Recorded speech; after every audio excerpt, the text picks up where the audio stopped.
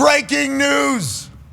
Micah Parsons has officially been traded from the Dallas Cowboys to where? Oh, the Green Bay Packers. And a new deal has been reached between David Mulugeta, Gutekunst, and the entire operation in Green Bay, including Ed Policy, who's the new guy in charge, who wasn't scared to make a little bit of a splash play like his father, Corman Policy, who ran the San Francisco 49ers back in the day. Over the last few days, this has felt like it was getting realer and realer. Ty Schmidt of our program, who his reaction was outrageously fantastic, has been saying, hey, listen, Green Bay, don't be scared to give him $45 million a year, $50 million a year, $55 million a year. Well, it turns out it's $47 million a year for 4 years. There's also 2 first-rounders involved in the trade. And now all of a sudden, the Green Bay Packers fans are thinking, we're winning the goddamn Lombardi because we're bringing a guy who can wreck a game on the defensive side. LaFleur's going to take care of the offensive side. And all of a sudden, the Green Bay Packers draft wide receivers in the first round, and they trade for the highest paid non-quarterback in the history of the NFL. Welcome to the brand new Green Bay Packers. Ty Schmidt,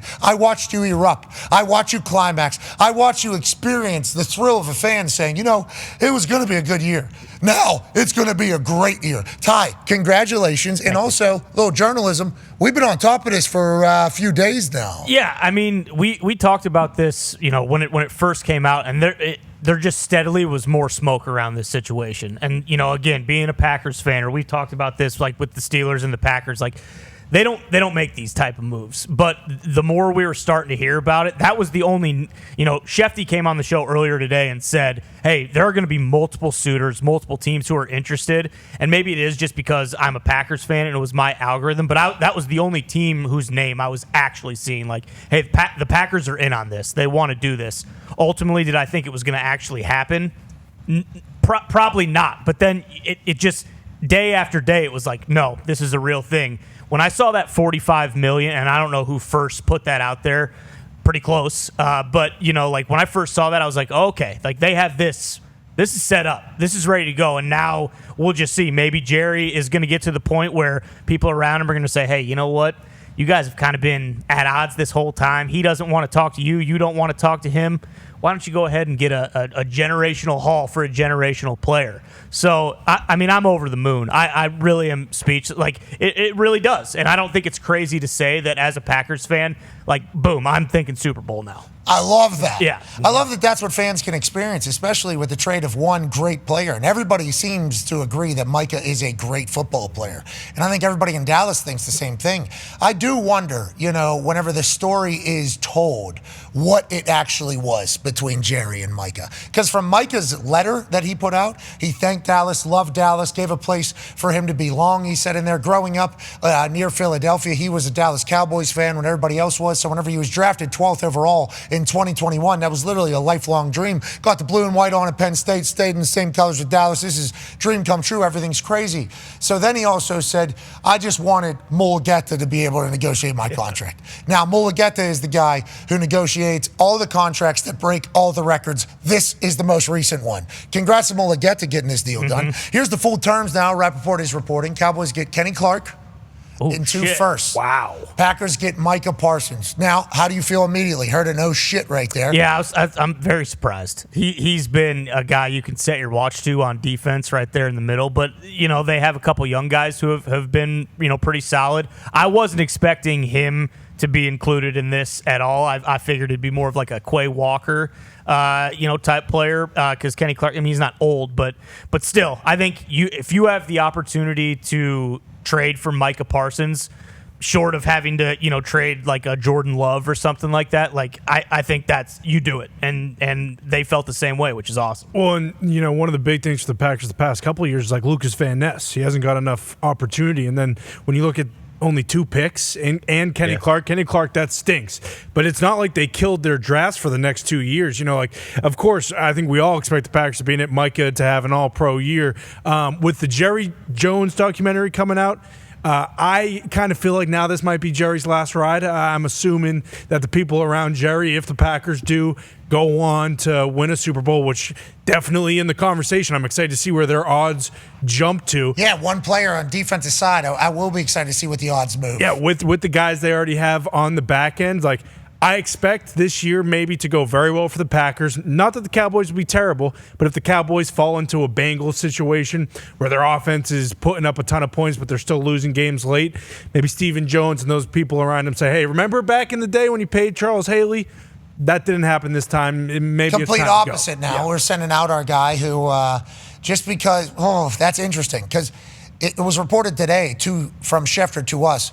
They agreed on a $40.5 million a year deal for 5 years, is what Jerry thought happened at a dinner. Yeah. Jerry and Micah were talking, and maybe Micah was agreeable or whatever. And then whenever the conversation was escalated to, hey, my agent now would like to talk to you about what we talked about. Maybe it was year length, maybe it wasn't a 5-year deal Micah didn't want. Maybe the number wasn't exactly what Micah wanted. Maybe Micah thought it was in the area, but it wasn't exactly what he wanted. And for whatever reason, Jerry felt disrespected by this. Then this thing got loud. And it did seem like it was not going to be able to be repaired, but a big check can repair a lot of things.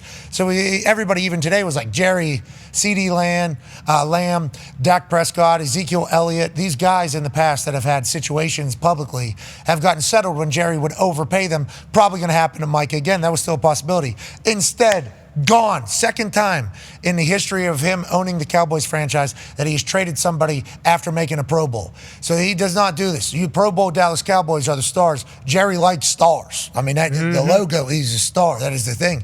And to do this is a crazy move. Tone, what were you looking at over there? I was looking at the odds because you guys were talking about them. Different places had Packers plus 2,200, plus 2,000, whatever, to win the Super Bowl. Right now, places have them like plus 1,800, plus 1,600. So you're getting like 400 points or so in movement, which is pretty decent for a defensive play. Yeah, not pretty decent. It's very good. Yeah. There's been quarterbacks that have gone to teams who'd be starting quarterbacks. The odds haven't moved at all. Micah joins that defense. New offense, our defense coordinator over the last couple of years. You guys like this defense, right? Yeah, no, absolutely. And from everything that's coming out of like Rashawn Gary, I mean, he's obviously he's not getting Micah Parsons money, but they paid him to be like an elite top-level pass rusher. And again, it's kind of what we talked about this a little bit earlier in the week and why I thought, hey, you need to go get Micah because a lot of pressures, like that's kind of been their thing, but they're not actually finishing plays off and getting sacks.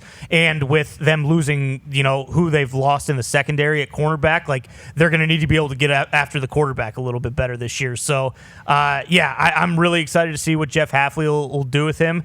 But it's just like, I mean, we've talked about this since this whole thing started. Like, these guys don't get traded. They just don't. And for him to be traded to the Packers, like, I'm glad that they did whatever they had to do to get it done. All right, we'll be live tomorrow. I'll be in Ohio. The boys will be here. And here is Ty's immediate reaction upon finding out that the Green Bay Packers have traded for Micah Parsons in a historic deal with the Dallas Cowboys.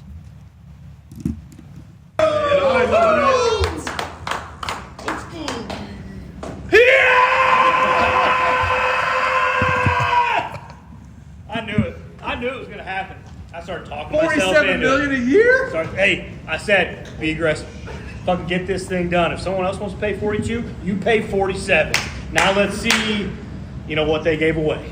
Now we got to see what they gave away because I also said, 6 first-round picks, 7 first-round picks, maybe a couple defensive starters. I mean, hey, the Packers might win the Super Bowl this year, okay? See how quick that is? Yes! Fuck yeah! Fuck yeah!